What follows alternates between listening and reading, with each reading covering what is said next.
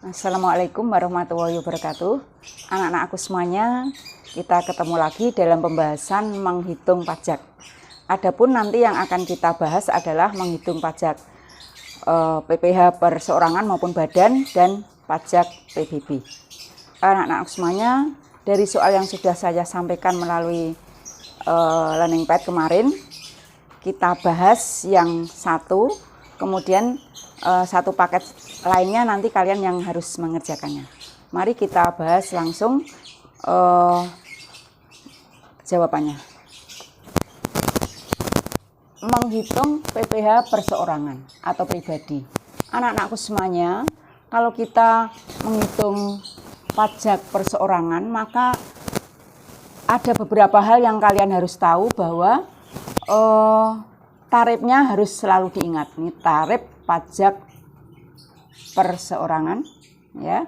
Kemudian PTKP-nya nanti kalian juga harus tahu. Nih, nah, anak-anakku semuanya, untuk yang soal pertama itu, yang mana Tuan Akbar adalah seorang pemimpin perusahaan, dia gajinya kotor per bulan adalah 50 juta. Kita harus mencari penghasilan bersih dalam 1 bulan. Itu langkah pertama. Maka penghasilan kotor 1 bulan dikurangi dengan biaya jabatan 5% dari penghasilan kotor, maka kita hitung hasilnya 2.500.000. Kemudian iuran pensiun dikurangkan juga 200.000. Kemudian dana sosial dikurangkan juga 100.000. Maka ini dijumlahkan, total potongannya menjadi 2.800.000. Kemudian dikurangkan dari penghasilan kotor 1 bulan ini. Nah, hasilnya penghasilan bersih 1 bulan menjadi 47.200.000. Kemudian kita harus mencari penghasilan bersih 1 tahun. Maka 12 kali penghasilan bersih 1 bulan tadi. Hasilnya adalah 566.400.000. Setelah itu kita menghitung PTKP. Penghasilan tidak kena pajak. Untuk wajib pajak sendiri adalah 54 juta. Kemudian wajib pajak yang menikah atau kawin adalah 4.500.000 untuk PTKP istri. Kemudian anak yang ditanggung dalam PTKP di sini adalah hanya 3, walaupun anaknya 5 maka yang masuk 3. Kalau anaknya 2 misalnya juga yang masuk 2, jadi maksimal 3. 13.500 itu 4.500.000 kalikan 3. Kita total semuanya, namanya total PTKP jumlah 72 juta. Kurangkan dari penghasilan bersih 1 tahun tadi, ini kurangkan, sehingga menjadi penghasilan kena pajak atau PKP sebesar 494.400.000 rupiah. Jadi ini pertanyaan yang pertama, PKP itu sekian. Karena dalam soal-soal biasanya tidak semuanya suruh menghitung sampai PPh terutang, tidak. Biasanya hanya sampai PKP. Ada juga yang soal diketahui PKP terus disuruh menghitung PPh terutang. Nah, maka Bu Yayu membuat ini menjadi 2 pertanyaan.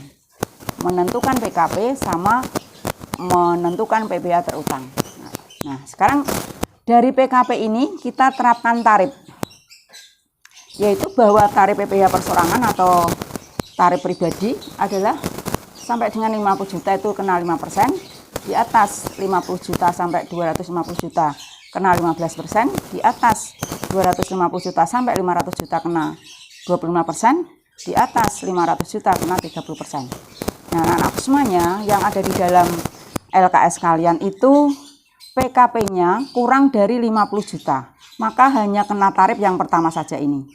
Nah, ini Bu Yayu membuat contoh yang mana PKP-nya melebihi dari 50 juta, bahkan melebihi 250 juta. Maka nanti akan kena tarif berlapis, yang 50 juta kena 5%, kemudian antara di atas 50 juta sampai 250 juta itu berarti 200 juta, itu kena 15%, dan selebihnya untuk mencapai ini kena tarif yang 25%. Kita terapkan di sini. 5% untuk tarif yang pertama. Dikenakan dulu sejumlah 50 juta. Sekian. Kemudian PKP-nya kan sekian, baru dikenakan 50 juta. Maka masih menjangkau untuk dikenakan tarif yang kedua, yaitu 200 juta ini. Nah, kita hitung timnya 30 juta. Kita berarti yang sudah kita terapkan 50 sama 200, berarti 250 juta, sedangkan PKP-nya sekian. Maka kurangkan selisihnya sebesar 244.400.000. Berarti ini adalah kena tarif yang ketiga. Ini 25% kalikan sisanya PKP tadi. Hasilnya sekian, jumlahkan hasilnya 93.600.000. Itu adalah PPh terutang yang harus dibayar oleh Tuan Akbar. Ini jawaban untuk yang B. Sudah anak-anakku semuanya, itu adalah cara menghitung pajak perseorangan jika PKP-nya besar seperti ini. Jadi pengeterapan tarif seperti ini. Tarifnya secara berlapis diterapkan, tidak langsung diterapkan yang 5% saja, tidak. Karena PKP-nya melebihi dari yang 50 juta, maka harus kena tarif yang kedua dan tarif yang ketiga. Kalau misalnya PKP-nya melebihi dari 500 juta, berarti kena juga tarif yang keempat ini. Jadi kena tarif semuanya, kena tarif pertama 50 juta, kena tarif kedua 200 juta, kena tarif ketiga 250 juta, kena tarif sisanya kena tarif yang keempat. Gitu anak-anakku semuanya. Kemudian kita menghitung PPh badan sesuai dengan pasal 17 Undang-Undang Nomor 36 Tahun 2008 dan pasal 31. Itu ada tarif seperti ini.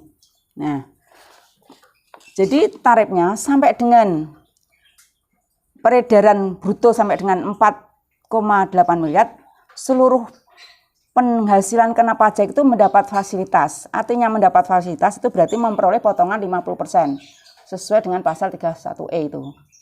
Nah, sedangkan tarif PPh badan itu 25% sebetulnya. Nah, ini berarti untuk yang sampai dengan 4,8 miliar itu memperoleh fasilitas, memperoleh potongan 50%. Tetapi yang ini di atas 4,8 miliar sampai dengan 50 miliar itu kena berlapis juga. Berarti yang 4,8 itu memperoleh fasilitas, kemudian masih ditambah selebihnya yang non fasilitas. Jadi di atas 4,8 miliar itu adalah PHKP, itu penghasilan kena pajak yang non fasilitas. Nanti harus kita hitung lebih dahulu. Nah, di atas 50 miliar seluruhnya penghasilan kena pajak semuanya adalah non fasilitas. Sehingga langsung dikalikan 25%. Anak-anak semuanya sesuai dengan contoh yang sudah kalian terima, bahwa ada suatu perusahaan yang menghasilkan penghasilan kotor 1 tahun 1 miliar dengan peredaran bruto 120 miliar. Maka perhitungannya yang pertama kita harus menentukan dulu jumlah, ini perhitungan jumlah penghasilan kena pajak yang memperoleh fasilitas, kita hitung dulu. Rumusnya yang memperoleh fasilitas adalah ini 4,8 miliar dibagi peredaran bruto kali penghasilan kena pajak. Nah, ini tadi sesuai aturan 4.802 atau 0,8 miliar, kita gelar nolnya karena kita mau hitung. Kemudian dibagi PB, peredaran bruto yang diketahui tadi adalah 120 miliar ini, kalikan penghasilannya 1 miliar. Maka akan ketemu perhitungan jumlah PHKP yang memperoleh fasilitas itu adalah yang 40 juta.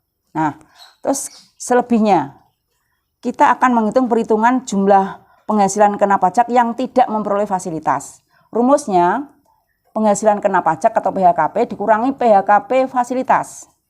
PHKP fasilitas ini tadi. Nah, maka PHKP-nya ini penghasilan ini tadi, PHKP penghasilan kena pajak sekian 1 miliar dikurangi yang fasilitas tadi 40 juta. Maka akan ketemu 960 juta. Itu yang tidak memperoleh fasilitas. Sekarang kita baru menerapkan tarif PPh badan tadi. Tarifnya adalah 50, untuk yang kena fasilitas berarti 50%, kalikan tarifnya 25% kali yang memperoleh fasilitas tadi 40 juta. Kita hitung 50% berarti 50 per 100 kali 25% berarti 25 per 100 kali 40 juta. Setelah dihitung ketemunya 5 juta. Kemudian kita akan menghitung yang menerapkan yang non fasilitas. Yang non fasilitas itu berarti tarifnya adalah langsung dikalikan 25%. Nah, 20% kali yang PHKP yang tidak memperoleh fasilitas kan 960 juta. Nah ini. Kemudian 25% berarti 25 per 100 kali 960 juta ketemunya 240 juta. Ditambahkan. Jadi yang fasilitas sama yang non fasilitas. Akhirnya total PPh terutang yang harus dibayar oleh perusahaan itu adalah 245 juta. Demikian anak-anakku untuk menghitung pajak badan. Ya. Jadi tadi kalau PPh atau pajak penghasilan itu ada dua, bahwa pajak perseorangan atau pribadi sama pajak badan. Itu. Kemudian kita masih menghitung satu lagi, yaitu menghitung PBB, pajak bumi dan bangunan. Untuk menghitung pajak bumi dan bangunan ada hal-hal yang perlu kalian ingat, bahwa menentukan NJKP, nilai jual kena pajak. Jika objek pajaknya dari hasil perkebunan, objek pajak dari hasil pertambangan, objek pajak dari hasil kehutanan, itu menghitung NJKP-nya dikalikan 40%. Ya. Selain itu, jika objek pajaknya lebih dari 1 miliar, itu 40%. Tetapi jika objek pajaknya adalah di bawah atau kurang dari 1 miliar, maka penghitungan NJKP-nya adalah dikalikan 20%. Nah, tarif PBB-nya. Tarif yang lama, yang mana PBB itu masih dikelola oleh pemerintah pusat, itu 0,5%. Tetapi setelah dikelola oleh pemerintah daerah, maka tarif PBB-nya menjadi 0,3%. Sesuai dengan Undang-Undang Nomor 29 tahun 2009. Terus yang perlu diingat lagi, NJOP TKP. Nilai jual objek pajak tidak kena pajak, yaitu 12 juta.